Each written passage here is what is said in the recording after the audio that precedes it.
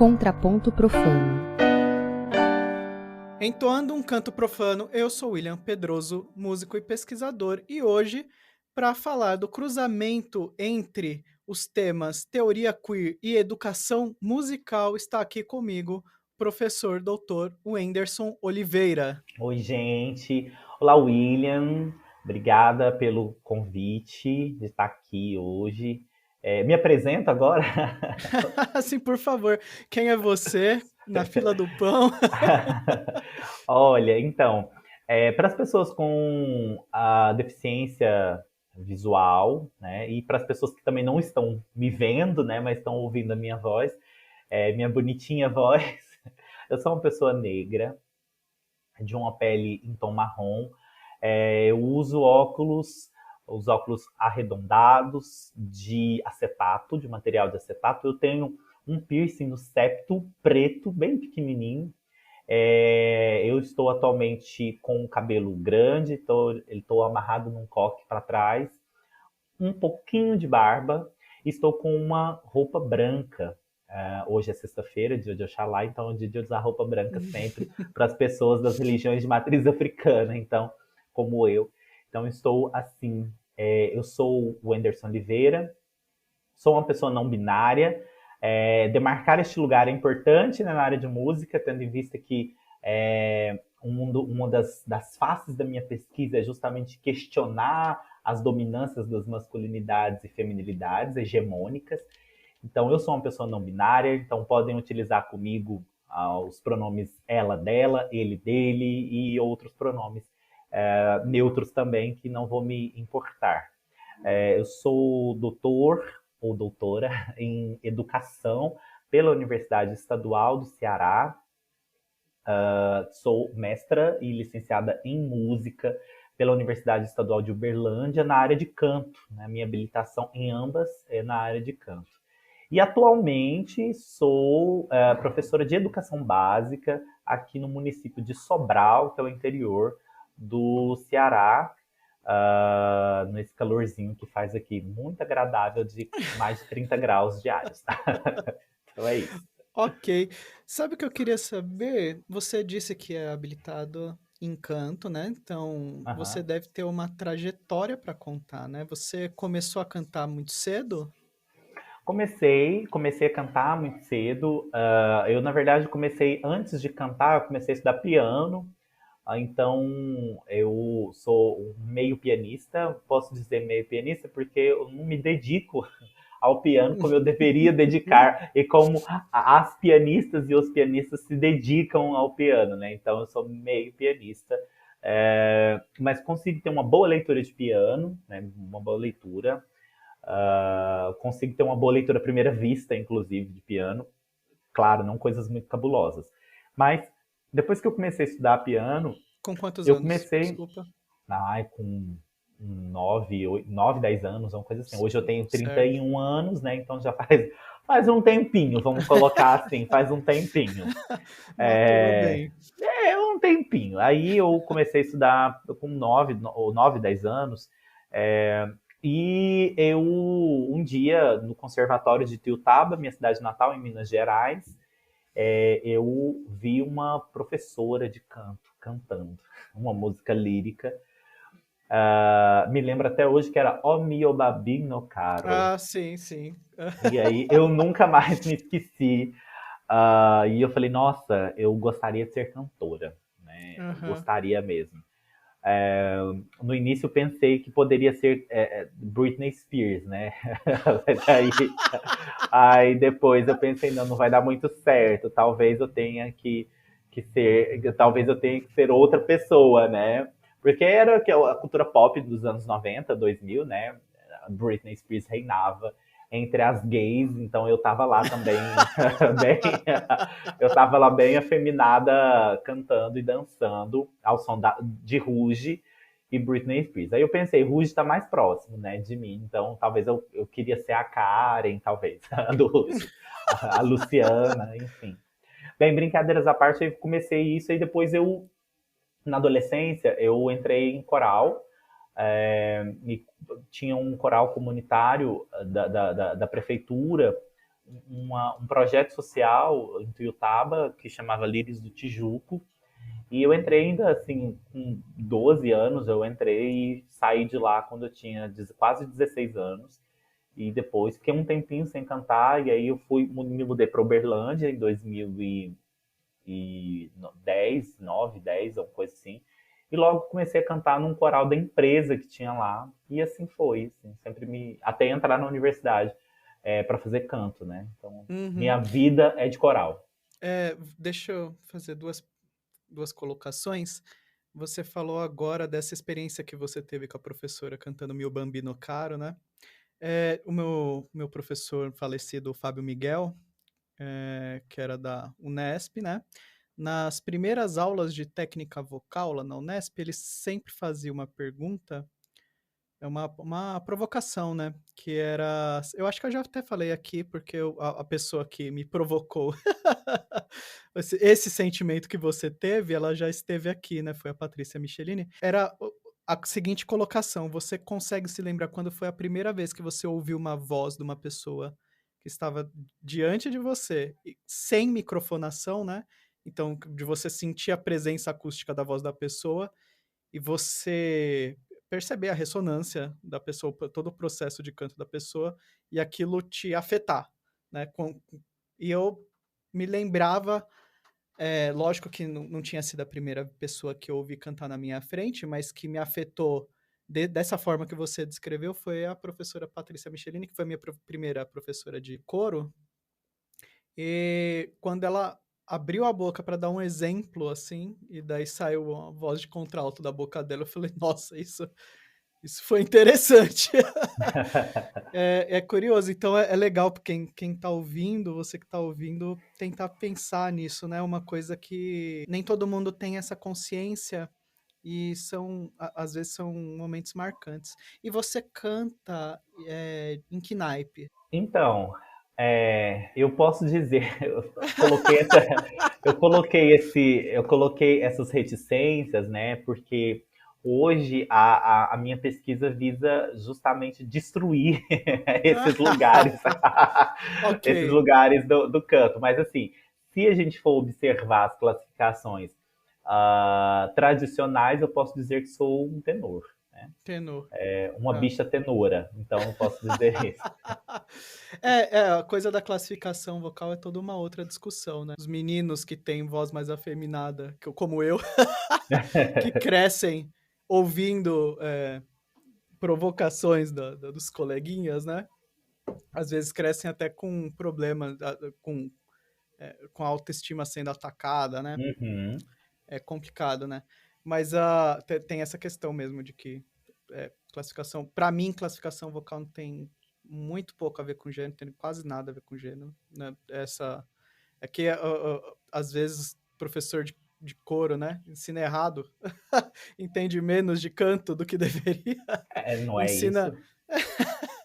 ensina errado, né? Falar, os meninos são barítonos e tenores, as meninas são sopranos e contraltos. Quando você vai ver na prática, eu sou contralto, eu sou tenor também, e daí tenho amigos que são barítonos, já vi, tem colegas, né, que a gente vê que são barítonas, né, Uhum. mulheres trans que cantam sem disforia numa região que seria considerada de barítono, né?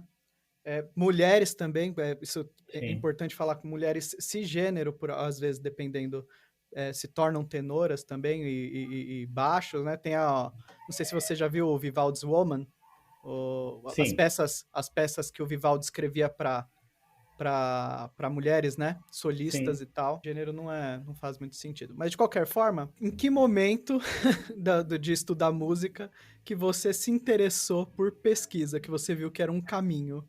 Você começar a mexer com elementos de pesquisa em música e você viu que isso podia fazer parte da sua trajetória. Então, em 2013, o meu antigo professor de canto e orientador do mestrado, professor Flávio Carvalho, lá da Federal de Uberlândia, ele me convidou para fazer a iniciação científica com ele e fazer uma edição da peça A Bota do Diabo, da Chiquinha Gonzaga. Então era uma peça inédita no Brasil, ela não tinha sido apresentada no Brasil, e ela foi apresentada uma única vez em 1910 ou 18, é uma coisa assim. Enfim, entre 1910 e 1920, ela foi apresentada em Portugal. Minto, ela foi apresentada na Itália, nesse recorte de 10 anos. E aí, a professora Wanda Freire, saudosa professora Wanda Freire, ela tinha na época um grupo de pesquisa que estava fazendo um restauro de música brasileira, com 3 universidades. A outra universidade, se eu não me engano, era a Universidade Federal de Goiás e a Universidade Federal do Rio de Janeiro, né? E a nossa Universidade de Uberlândia. Fazíamos então 3 obras diferentes, de compositores diferentes, e essa obra da Chiquinha Gonzaga ficou a nosso cargo. Essa obra ela nem está no Brasil, a gente recebeu um facsímile dela. E aí foi naquele momento que eu comecei a observar qual era, né, a minha vontade, vamos dizer assim, na música, que era não necessariamente seguir no palco, né, mas seguir por detrás dele, fazendo o palco acontecer também na pesquisa, né? Então eu me dei conta na iniciação científica que eu gostava bastante de fazer aquilo que eu estava fazendo, né? Tanto é então que eu fui fazer mestrado em musicologia histórica, né? Fazendo praticamente a mesma coisa, só que sem edição.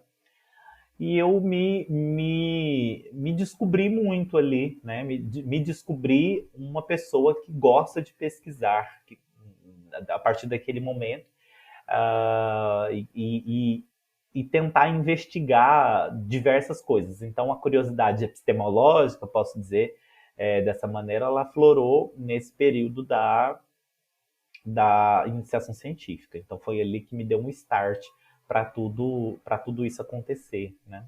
Então, foi nesse período. Sim. E daí eu abri dizendo que você faz um cruzamento, né, entre algumas áreas, né? Até faltou, na verdade, eu fui desleixado, falei entre teoria queer e educação musical, mas você faz um recorte racial também, Sim. né? Você poderia explicar qual que é a sua pesquisa de doutorado e a partir de que temas você trouxe isso? Claro. Então, eu acho que eu comecei, para as pessoas que estão nos ouvindo, né? Eu comecei a pensar, eu comecei a me apresentar como uma pessoa não binária. Eu sou uma bicha preta, então eu não sou um homem gay, né? Eu sou uma pessoa não binária, uma bicha preta na área de música, da música e na música, da educação musical e na educação musical. Demarcar esse território é muito importante, por quê? Porque assim que eu entrei no curso de música, eu fui demarcada mesmo. Meu corpo é demarcado nesse espaço. Porque majoritariamente os cursos de música, eles são, primeiro, destinados a pessoas brancas, e eu digo isso porque toda a lógica de arquitetura dos cursos de música, o regime que se passa no Brasil dos cursos de música, o tipo de dedicação que se pede, é uma dedicação que pessoas negras e pobres vão ter muito menos acesso do que mesmo pessoas brancas e pobres, né? Por quê? Porque o sistema universitário, se não houvessem as cotas, como durante muitos anos não houve, as pessoas negras ainda teriam muita dificuldade de acessar esse espaço. Então, para que eu estou contando isso? Para vocês entenderem aonde nasce a minha pesquisa, aonde nasce o problema da pesquisa, né? Aí eu fui percebendo que até a gente vê umas pessoas negras aqui e ali, né? Mas elas são heterossexuais ou performam a heterossexualidade. Aí eu comecei a perceber, não, mas espera aí, eu não conheço na área de canto, salvo uma, duas pessoas, outra pessoa que seja esteticamente como eu, né?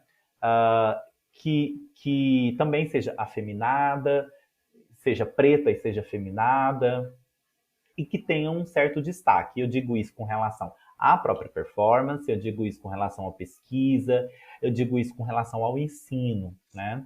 Na área de música. E aí eu fiquei assim, analisando aqui todas essas relações quando eu terminei o mestrado, e acho que o mestrado foi esse momento onde eu me descobri como uma pessoa que pesquisa e que problematiza determinados temas, e na graduação eu já fazia isso.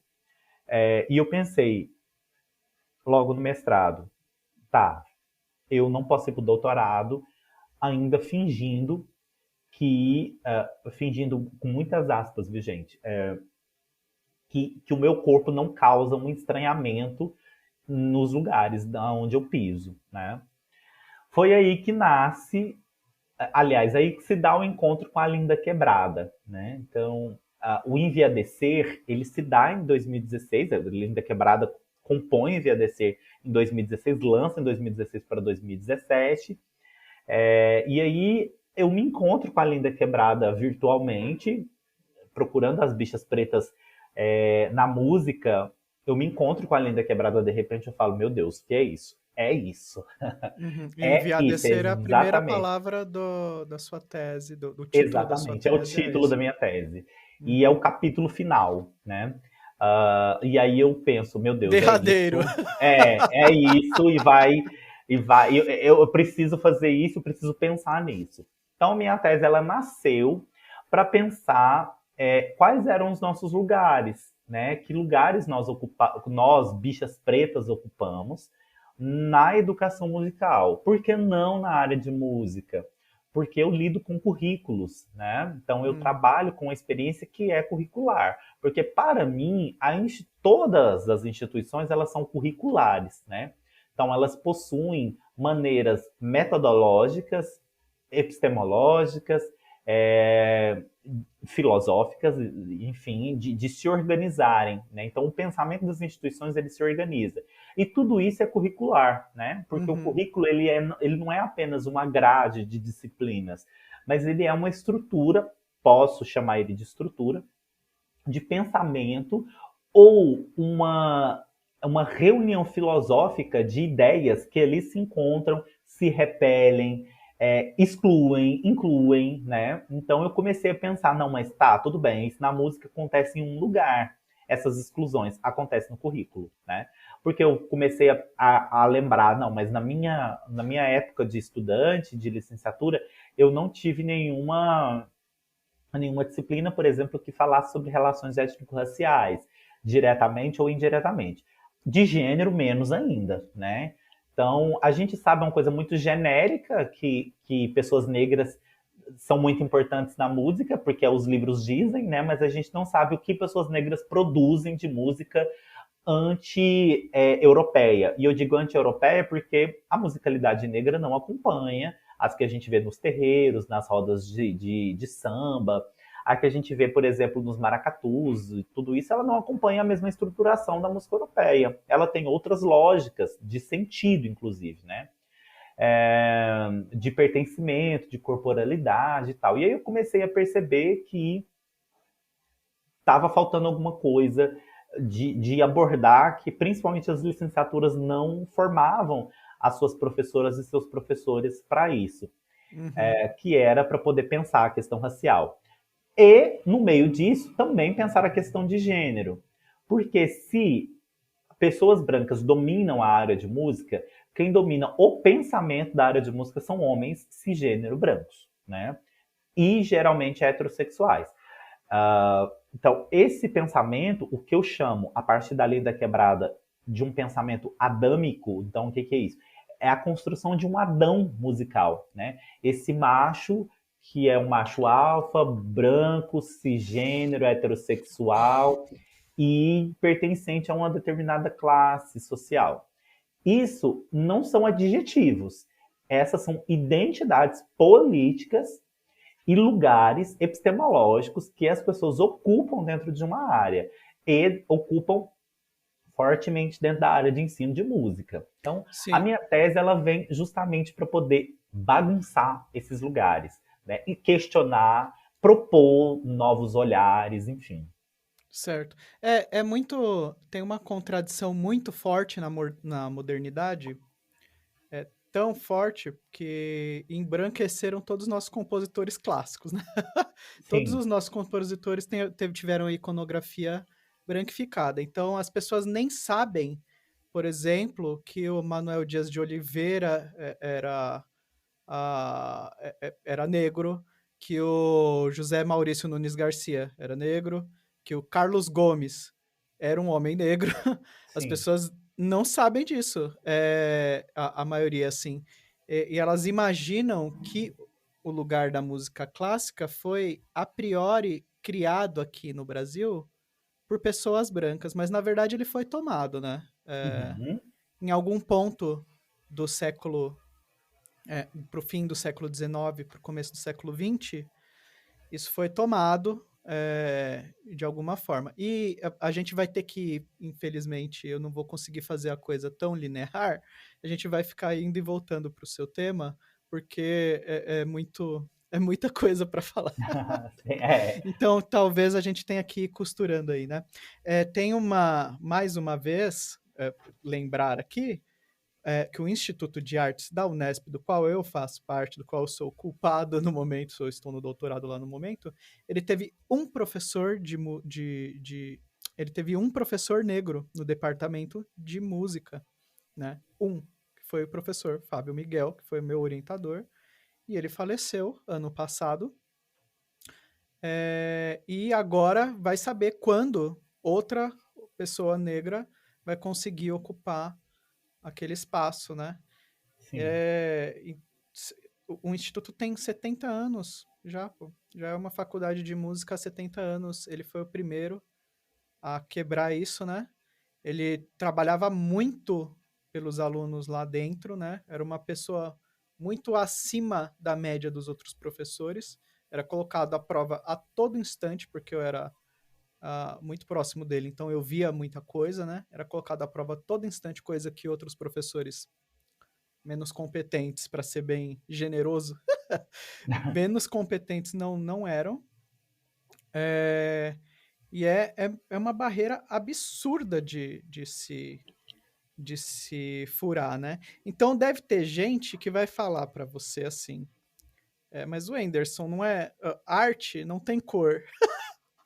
Eu acho Já que você escutei deve isso algumas ouvir vezes.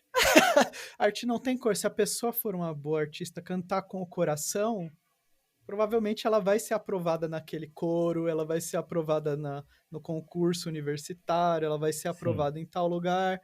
É, isso se reverte na realidade? Tem materialidade nisso, nesse tipo de afirmação? Não, na verdade, assim, as pessoas na área de música, elas desligam a música, elas colocam a música como pura e desligam a música do problema social que ela está envolvida. E eu digo problema social porque é aonde a música se envolve 100%, ela está imiscuída com a sociedade. Não há música sem sociedade, nem sociedade sem música, né? Bem, é uma afirmação generalista, me perdoem os sociólogos, né, e as sociólogas, mas é isso, não há sociedade que seja desligada do seu pertencimento sonoro, né? E aí, pelo menos para mim, essas afirmações que música não tem cor, ou prática musical não tem cor, ou, por exemplo, que há as mesmas oportunidades para diversos os gêneros, né? Das pessoas, das identidades de gênero, ou, por exemplo, que o palco não é o lugar da sexualidade, né, ou das identidades sexuais, são afirmações, na verdade, que para mim elas soam como a manutenção do poder. Por isso que a introdução da minha tese eu chamo Quem tem medo de uma bicha preta, né? Por quê? Porque quando eu falo de bicha preta, eu não estou tratando, por exemplo, de um homossexual negro, né? Eu estou tratando daquelas pessoas que rompem com o sistema de gênero, então, ou seja, um binarismo de mulher e homem, né? E não se transformam em outro gênero, um terceiro gênero, né? Não se trata de terceiro gênero, mas se trata da interrogação desse lugar da masculinidade hegemônica. Então, ou seja, eu não estou lidando com pessoas de masculinidade hegemônica, assim como eu também não estou lidando com a negritude hegemônica, eu estou lidando com a negritude específica. Essa negritude que é jovem, porque as pessoas que participam da minha tese são jovens, né, periféricas, e que estão espalhadas no Ceará, né, nas diversas regiões do Ceará. Bem, a manutenção desses privilégios, ela serve à norma, né? Então, ou seja, ter medo de afirmar-se racista, sexista, cissexista, LGBTfóbico, ter esse medo de afirmar-se, né, de colocar-se nesse lugar para uma mudança, é justamente a proteção que o sistema oferece para que o privilégio continue sendo mantido. Porque o nosso corpo, estando o corpo negro, o corpo bicha, o corpo trans, estando nesse lugar, né, da academia, sobretudo, questiona o sistema que é colocado como natural. Então, a presença de uma pessoa negra com 100 pessoas brancas mostra, por exemplo, uma desigualdade, um desequilíbrio que há de oportunidades. As pessoas podem dizer, não, mas isso não acontece. Tá, se não acontece, então a gente deveria ter meio a meio. Se não acontece, então a gente poderia ter regentes negros espalhados pelo Brasil todo, professores universitários e professoras negros e negras aos montes na academia. E isso não acontece, né? Como você disse do professor Fábio, assim, honro a memória do professor e honro a sua trajetória, que é uma trajetória belíssima, inclusive, para pesquisa em canto no Brasil. Eu acho que é impossível a gente hoje pensar em qualquer pesquisa em canto se não citar Fábio Miguel, né? E honro muitíssimo a sua memória. Se pensarmos que o que acontece com ele é a realidade, perdão, a realidade das professoras negras e negros na área de música no Brasil. O questionamento sobre as habilidades musicais, as competências docentes, de epistemológicas, competências epistemológicas também. E fora isso, a falsa simetria entre pessoas brancas e não brancas na área, que é o que um sociólogo porto-riquenho radicado nos Estados Unidos, o Eduardo Bonilha Silva, chama de racismo da cegueira de cor. Então, o que é isso? Que é um conceito que eu trabalhei na minha tese e que eu digo sem medo de errar que a área de música ela é forjada no racismo da cegueira de cor. O que consiste esse conceito? Entender que no racismo moderno, né, pós medidas de Jim Crow nos Estados Unidos, o que foram essas medidas? São aquelas medidas separatistas, né, que aconteceram no sul dos Estados Unidos, as quais, por exemplo, havia banheiros para negros e brancos separados, lugares, lanchonetes, escolas para negros e escolas para brancos. E esses lugares, essas medidas, né, inclusive proibiam casamento interracial, né, e as relações sexuais interraciais também eram proibidas, né. Foi até mais ou menos que ano? Você lembra a data? Olha, na década de 1960 tem os movimentos dos direitos civis. Então, eu sei que as medidas caem na década de 60. Demorou, né? Então, Demorou pós-60 pós-60 elas caem. Sim, pós-60. Só para fazer um parênteses, foi a Jim Crow que inspirou o partido nazista, né, alemão. Sim. O estatuto do partido nazista é inspirado na Jim Crow e só caiu na década de 60. Então, só demora um pouquinho, né? Sim. Então, até parece que não teria... E a década de 60 é ali, né? A década de 60 é ali, é logo ali, assim, não é tantos anos assim, né? Não faz tanto então, o racismo da cegueira de cor, pós as medidas de Jim Crow, ele deixa de colocar a raça como a principal medida separatista para obter novas percepções, aliás, novas medidas separatistas que não, evidentemente, colocam a raça como um problema, entre aspas, um problema de gente branca, vamos colocar assim. Então, ou seja, o que esse racismo da cegueira de cor diz? Nós não enxergamos cor, nós enxergamos os humanos. Se as pessoas negras não conseguem chegar lá, é porque elas reclamam demais, porque elas não se esforçam o suficiente, porque elas elas não conseguem, porque não querem. Então, Porque a é música delas é de pior qualidade, né? Como exatamente. alguns Então, aí porque eles não afirmam. estudam direito. Então, assim, Uhum. vocês são negros, vocês não estudam muito, vocês não se esforçam bastante. E aí tá aí o manifesto feito em 2021, de 2020 para 2021, do coletivo Moana Music, da qual sou participante, que é um coletivo de pessoas negras pesquisadoras em música. O manifesto lançado aponta justamente essa problemática, dizendo que pessoas negras demoram mais tempo para poder chegar na universidade, demoram mais tempo para aprender música, enfim, tudo isso demoram mais tempo por falta de acesso, né? Uhum. E aí eu acho que trabalhar com a raça nesse aspecto, para mim, né, é apontar para as pessoas brancas que elas não estou querendo culpar ninguém individualmente, porque não se trata de indivíduos. O racismo não fala sobre indivíduos. Essas teorias raciais, elas não individualizam, mas elas colocam na sociedade como um todo, elas colocam a sociedade como um todo o problema da questão racial, né? Então, da diferenciação racial. Então, eu trabalho com isso na tese, deixando claro que, gente, eu não odeio pessoas brancas, viu? Então, eu não odeio as pessoas brancas. Mas o sistema que é construído favorece as pessoas brancas, né? Porque às vezes as pessoas, William, pessoalizam isso, né? Dizendo, não, mas Sim. nos odeiam. Não, não é isso. Não se trata disso. Se trata de pensar que a colonização ela é ainda uma ferida aberta nos nossos corpos negros, melhor, nos corpos não brancos, e eu digo também os indígenas. Eu não trabalho com relações étnicas. Então, eu nem coloco a pauta indígena como um problema da minha pesquisa, porque eu não trabalho com questões étnicas, mas somente questões raciais. Então, de novo, não odeio pessoas brancas, mas eu quero que pessoas brancas se conscientizem da importância de uma luta antirracista. Do mesmo modo, eu não odeio pessoas cis e heterossexuais. Eu não quero acabar com a Você tem heterossexualidade. até amigos?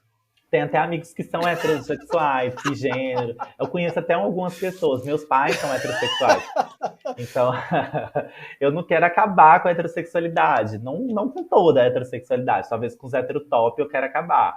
É, mas, brincadeira, gente. Mas assim, eu não quero que a heterossexualidade acabe. Eu quero que a instituição heterossexual e cisgênera, como norma, ela acabe. Para que novas pessoas possam entrar. Por exemplo, quem nós conhecemos, William, que é travesti hoje, que é professor universitário na área de música? Ninguém.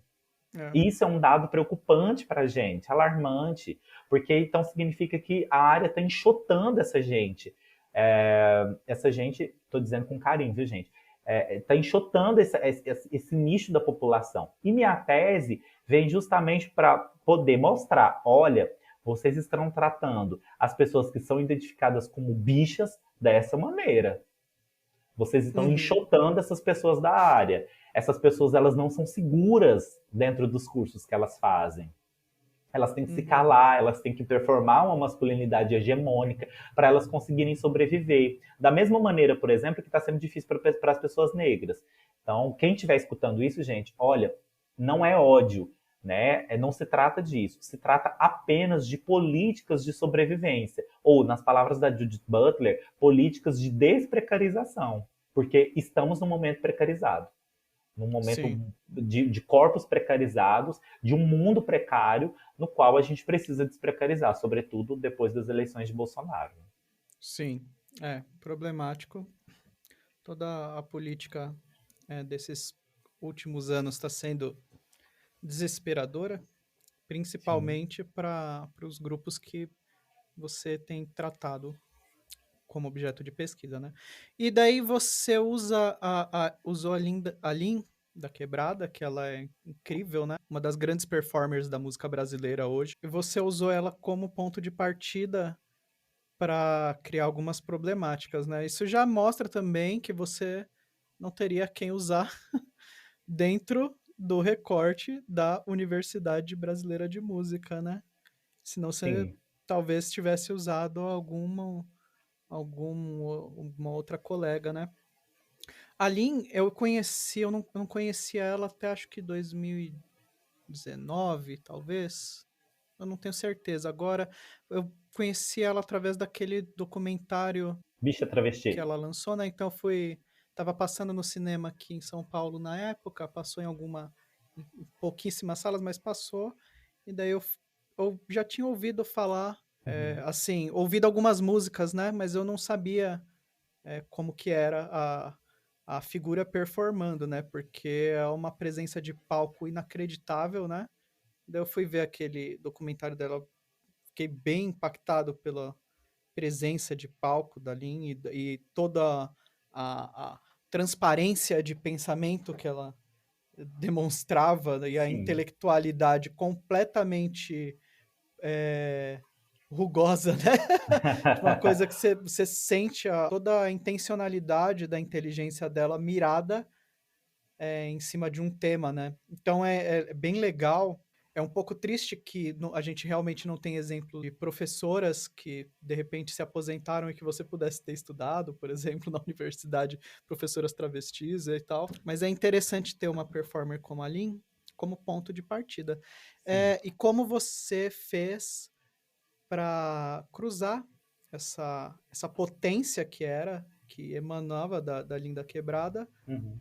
para a área da educação musical? Quais foram as discussões que você levantou, assim, que você conseguiu trazer diálogos com outros autores, né? Então, olha, como a linha aparece? Primeiro, eu escrevi um artigo, Abram os Portões do Vale, eu vou entrar. É uma coisa assim, funk LGBT, que ia mais. Enfim, foi em 2018 na revista Debates, eu acho. Não sei se é. Enfim, gente, revista Rascunho, pronto, lembrei, revista Rascunho. Porque eu escrevo geralmente um, dois artigos por ano, então eu tenho muita dificuldade de lembrar os nomes, enfim, as revistas. Mas acho que é a revista Rascunho de 2018, no qual eu trago o funk LGBT, e a Lin, nesse momento, era uma funkeira, né? E a Pablo Vittar tinha acabado de estourar mesmo em 2017, né? Assim, tipo, deu um boom a Pablo Vittar em 2017. E eu comecei a perceber, então, não, tá, a música chamada música queer, ela tá em evidência, né? E aí foi quando eu comecei a pensar, e se a gente pudesse fazer um currículo em música que fosse queer? Então, para quem não entende, que diabo é um queer, né? Eu falo diabo porque o queer é diabólico, né? A menor intenção de santidade do queer tem que ser rechaçada. O queer tem que ser diabólico. Por quê? Porque o diabo, como vai dizer a professora Sandra Coraza, saudosa professora Sandra Coraza, o diabo é aquele que reinventa, né? O diabo é aquele que está na fresta. O diabo é aquele que contorce as perspectivas. Então, pensemos em currículos diabólicos, né? Ou diabolicamente preparados para subverter as lógicas. Aí eu comecei a pensar que o queer é um movimento que surge na década de 1980 nos Estados Unidos. Esse movimento ele é inicialmente prioritariamente de pessoas latinas, pessoas negras, pessoas de outros lugares do mundo que não estadunidenses, que vão reivindicar uma diferença de existência, vão reivindicar uma existência que seja diferente e de oposição à imagem do movimento gay. O que é esse movimento gay? Então a gente tem em 68 ou 69, não me lembro a data, a revolta de Stonewall, né?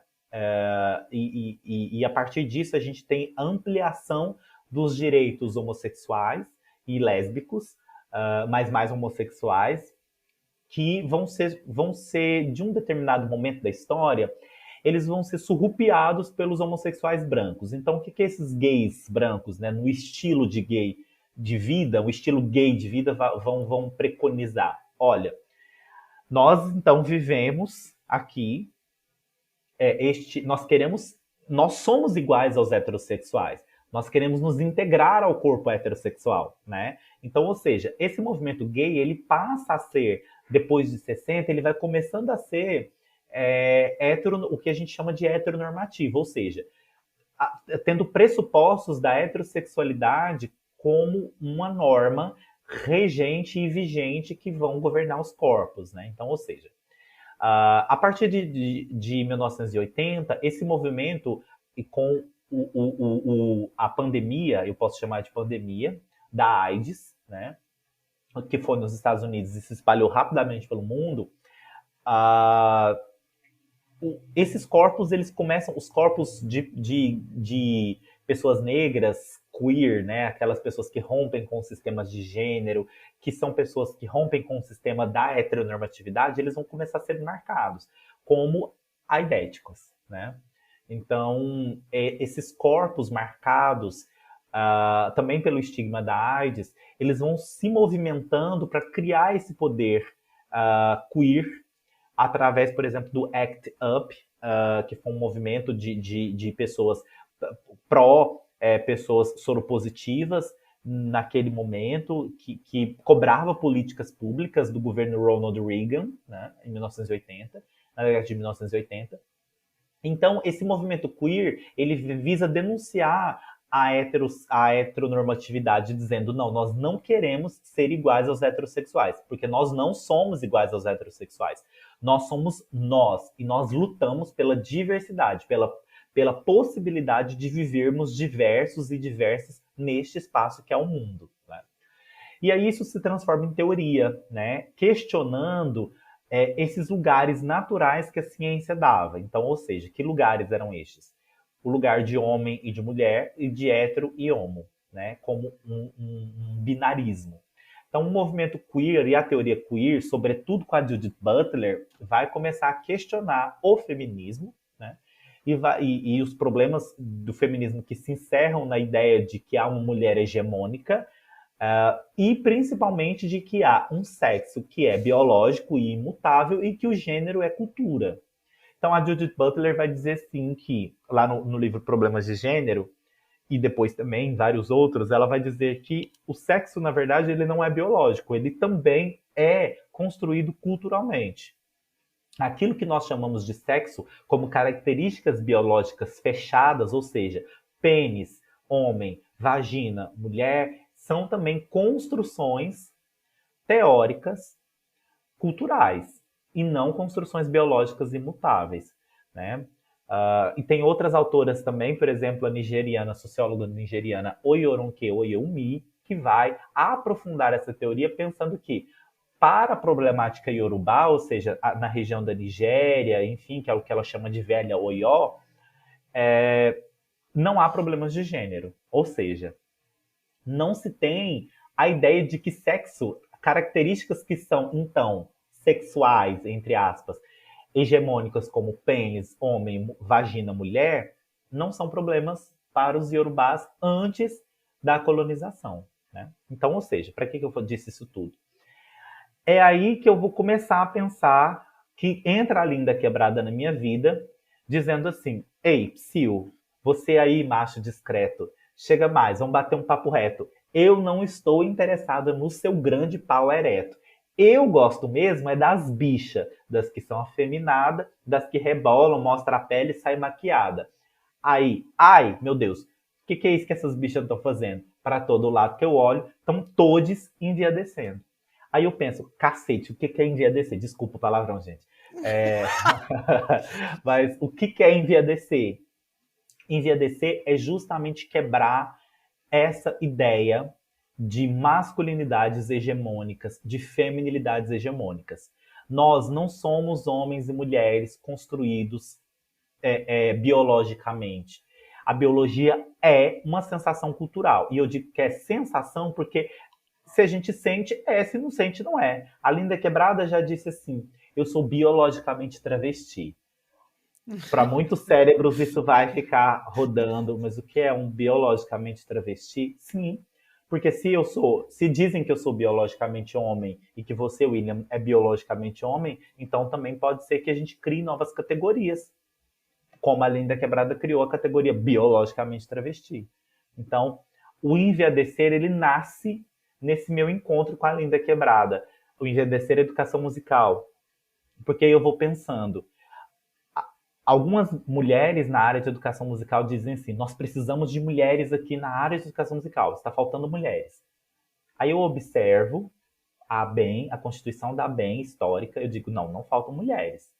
Nosso problema aqui é outro. Não, nós precisamos de mais mulheres em todos os espaços. Aí eu digo, não, nós precisamos de uma discussão de gênero. Nós precisamos de uma discussão de desigualdade de gênero, que não é só para colocar mulheres cis brancas no espaço, é para questionar por que homens cis brancos estão nesse espaço como dominantes. Então, o enviadecer, como diz a própria Linda Quebrada, não tem nada a ver com gostar de rola ou não. Pode vir todo mundo, as transviadas, sapatão, porque o nosso negócio é arrastar a bunda no chão. É isso, é bem isso mesmo. A palavra da Linda Quebrada é lei para mim. Porque é colocar na aula de música as identidades no centro. Entender que a aula de música, que o corpo, ele faz parte da aula de música e não é só o cérebro e os dedos e a boca. É o corpo todo. E esse corpo, ele tem história, ele tem memória, ele tem narrativa, ele tem trajetória, ele sangra, ele sente, ele sofre racismo, ele sofre LGBTfobia, ele sofre cissexismo. Esse corpo está na nossa sala de aula. Enviadecer a educação musical é um movimento político de entender que as nossas identidades, elas são forjadas dentro de uma norma. E para que nós consigamos uma educação musical verdadeiramente possível, nós precisamos quebrar a norma da hegemonia, da heterossexualidade como propulsora da nossa aula de música, da cisgeneridade como o único caminho possível para um corpo dentro da aula de música e, sobretudo, com o racismo que impede, como uma confluência, penso eu, disso tudo, que impede com que pessoas negras, e principalmente negras LGBT, ocupem determinados espaços. Enviadecer, em suma, pode ser chamado disso. E pode não ser nada disso que eu falei. Pode ser outra coisa completamente diferente. Porque isso é uma leitura individual também. Pode ser qualquer outra coisa. Quem lê minha tese pode dizer, gente, a gay estava falando de outra coisa que não era isso. Porque então, não sou mentirosa não, viu, gente? É uma obra aberta. A sua tese, ela não parte de um estudo autoetnográfico, né? Não, não. Ela parte de um estudo... Sim, desculpa. Não, imagina. É só para colocar autoetnografia. Às vezes é um estudo de caso sobre si próprio, um relato de experiência mais extenso, mais elaborado, mas geralmente partindo de si próprio. Daí o seu trabalho não é isso, né? Mas às vezes a pessoa está ouvindo, está falando, então, de repente, é essa técnica que está sendo usada. Não é bem isso, né? Não. O meu trabalho é um trabalho que eu ouvi de conversas e não entrevistas. Isso é muito importante demarcar, porque as conversas, tal qual este podcast, elas são desterritoriais. Então, ou seja, eu não tinha, tal qual eu suponho que você também não tenha, William, perguntas pré-estabelecidas na minha mesa para fazer um relatório de perguntas.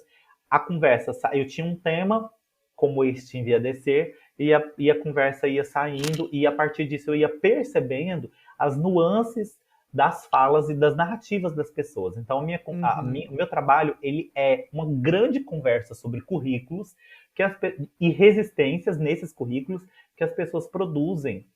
As pessoas quem? Bichas pretas, no estado do Ceará, produzem como resistência ao racismo e homofobia.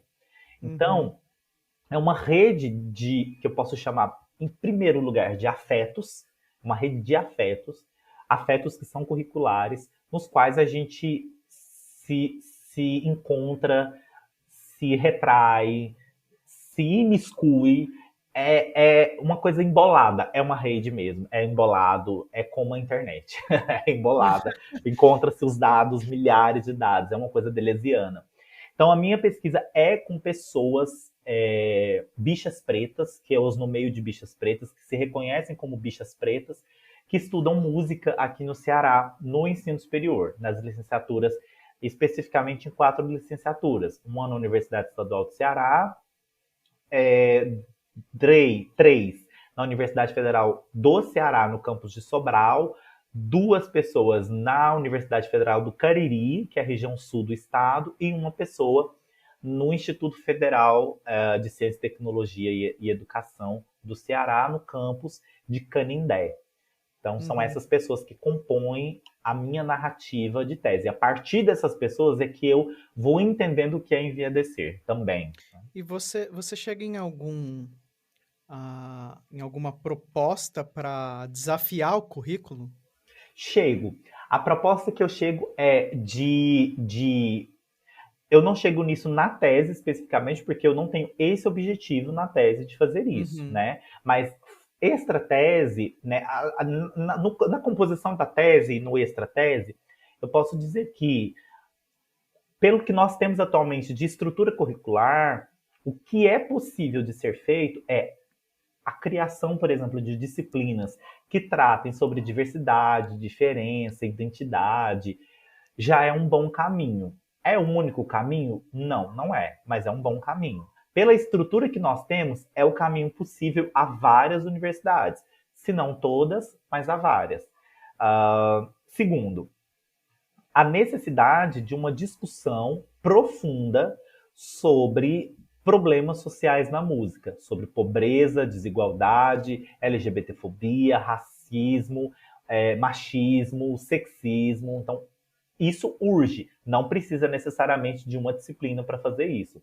Mas que as disciplinas que já possuem atualmente, elas se reconfigurem para essa discussão. É possível discutir história da música sem discutir as mulheres na história da música ocidental? Parece que sim. Mas e se a gente, por exemplo, discutisse a história da música por uma ótica feminista, por uma praxis feminista? E se a gente discutisse, por exemplo, a performance musical por uma praxis feminista? E aí podem dizer, nossa, mas a gente não tem trabalhos escritos. Temos sim. Professora Isabel Porto Nogueira, Laila Rosa e diversas outras pesquisadoras focam nisso. Aí vai dizer, nossa, mas a gente não tem como ensinar instrumento a partir de uma praxis feminista. Professora Yanaê Vasconcelos, professora Gabriela Garbini estão nos mostrando isso. Então, ou seja, tem trabalhos no Brasil já. A gente Uhum. não precisa nem ir para o exterior ver o que está sendo feito no exterior. Tem trabalhos no Brasil já preocupados com isso, né? Ah, mas a gente não pode, a gente não sabe como fazer, por exemplo, para fazer um ensino de música a partir de pressupostos antirracistas. Professor Luan Sodré de Souza está aí com uma tese belíssima desde 2019, nos mostrando que é professora de Genane Silva, mostrando o poder que é o hip hop dentro da sala de aula de música. Professor Marcos dos Santos Santos, discutindo sobre questões do batuque. Então, ou seja, temos publicações. São poucas? São, mas temos, mas nós já temos. Então, um encaminhamento que eu posso falar dessa maneira, que a minha tese dá, o pós-tese dá, é que nós possamos construir currículos que sejam experienciais, ou seja, que partam das experiências dos alunos, ouçam as alunas dos alunos. Porque a gente não pode ficar no interior do Ceará ensinando música erudita, harmonia funcional, se a realidade é de pessoas que passam fome, por exemplo, que sofrem Uhum. racismo, que sofrem homofobia. Não dá para a gente poder continuar como se nada tivesse acontecendo e a música fosse Uhum. pura e fosse acima de tudo. Então talvez o encaminhamento maior seja esse. Muito legal. E você é recém-doutorado, né? Sim. Tá, faz pouco tempo que você defendeu. E agora, quais são os próximos passos para você? E para onde vai? Você acha que você fechou essa tese? Você acha que é o trabalho da sua vida para como é que é? Porque tem isso, né? Puxa um fio, daí parece que não vai acabar nunca pelos algumas coisas, né? Qual é uma lacuna? Ensino de instrumento e de canto. Uhum. Porque eu foquei na escola básica. Mas, por exemplo, os conservatórios de música, as escolas especializadas em música, elas possuem outros problemas, que não são os das escolas comuns, né? As escolas regulares, públicas ou particulares. Então, há que se olhar para o ensino de instrumento e de canto de uma outra maneira. É possível enviadecer, então, desde a educação infantil ao ensino superior, à pós-graduação. Então, a lacuna que sobra, por exemplo, é encaminhamentos de pós-graduação, encaminhamentos da própria praxis do ensino de instrumento e de canto, e também pensar o que está sendo feito no Brasil profundo, óbvio, né? Assim, para além daqui do Ceará, o que está sendo feito nesse Brasil que já apresente é, é, alternativas contra-hegemônicas para uma educação musical, né? Verdadeiramente anti-LGBTfóbica, antirracista, antimachista, anticapacitista, né? Então, o que é que tem sido feito? Tem muitas coisas sendo feitas, mas eu estou na academia, estou só observando estou só observando as instituições.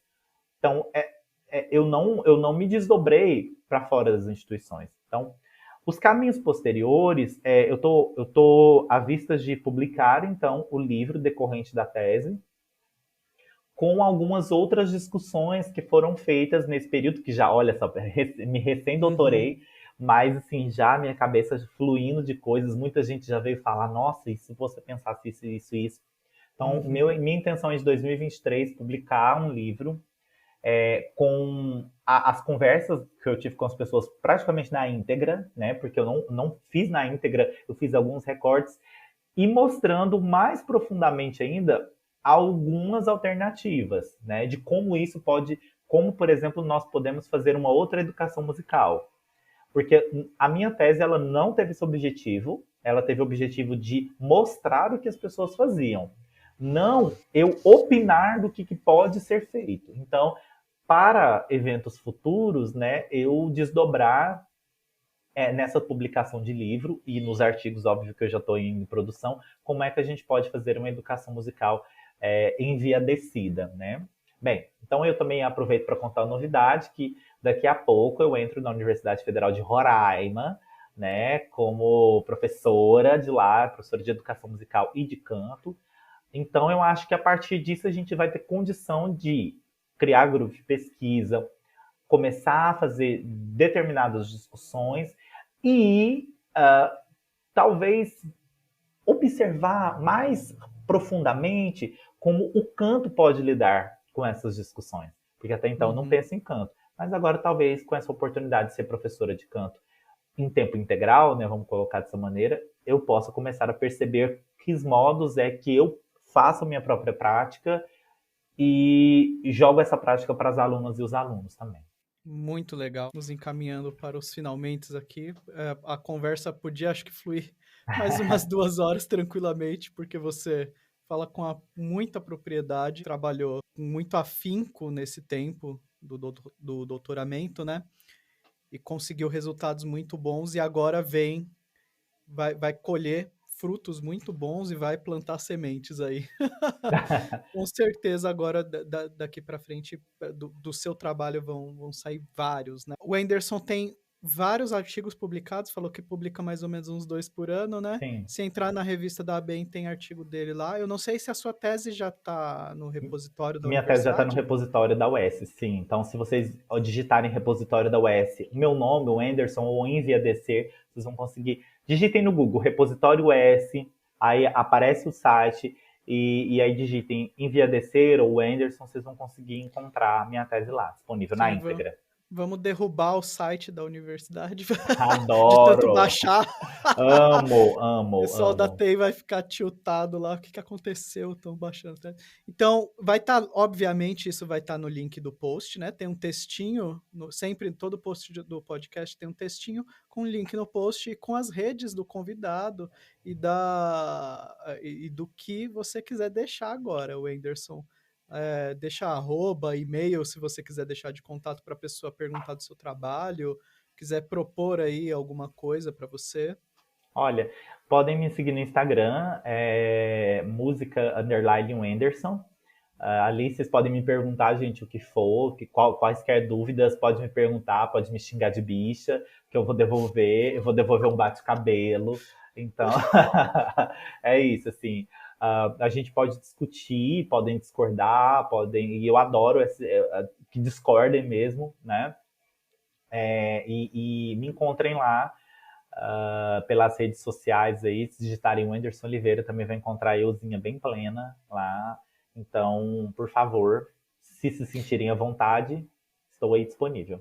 Passa mais uma vez o arroba do grupo de pesquisa, eu sei. Gente, então, procurem o coletivo Moana Music, que é coletivo underline Moana Music, Moana é com MWANAMUZIKI, então coletivo, underline Moana Music, que vai estar lá também, babado, confusão e gritaria. Nas minhas redes sociais, tem só eu mesma fazendo close, muitas vezes um close errado, mas é sobre isso também. Maravilhoso. Muito obrigado pela conversa. Eu que agradeço. Eu agradeço. Tenho apenas um espaço para dizer assim, que é muito importante. Desculpa, eu já estou me alongando, mas olha, é muito Não, importante, imagina, William, pode ir. Trabalhos como os teus que divulgam o conhecimento científico, né? Porque nós temos dificuldades na academia de chegar com esse conhecimento a várias pessoas. E eu acho que isso é uma oportunidade única. Quero parabenizar muitíssimo você e agradecer pela oportunidade de falar um pouquinho do meu trabalho, me colocar disponível a você ou quaisquer pessoas que precisarem. Estou por aqui. E agradecer mais uma vez e honrar esses programas que você tem produzido, o conteúdo do teu Instagram, que tem sido muito educativo para pessoas que precisam, né, desse conteúdo, pessoas que nem entendem às vezes de música, mas estão ali e vão começar a entender pelo menos um pouco. Muitíssimo obrigada, e eu digo isso em nome de todas as pessoas que acessam os teus programas e o teu conteúdo no Instagram. Obrigada mesmo. Eu só tenho a agradecer. E o conteúdo é bem para chamar, para instigar as pessoas mesmo, né? Na pré-conversa a gente estava falando aqui quando eu era garoto, não fazia a menor ideia que dava para ser pesquisador de área de música, ser um doutor disso, né? Não fazia a menor ideia e às vezes uma conversa, uma palavra de uma pessoa te instiga e te puxa para sua vocação, né? Sim. Então, agradeço imensamente a presença. Se você que está nos ouvindo estiver interessado em dar uma olhada no conteúdo do meu perfil lá do Instagram, é só ir no @will.pedroso, WILL.pedroso com Z. Você pode seguir nas redes. Se você quer ver só quando os programas, o podcast estiver no ar, você acompanha o @contraponto profano. Mais uma vez, um abraço virtual. Estamos longe aqui, mas um abraço virtual, Wenderson. Outro. E chegamos aqui a mais uma barra dupla. Você ouviu Contraponto Profano.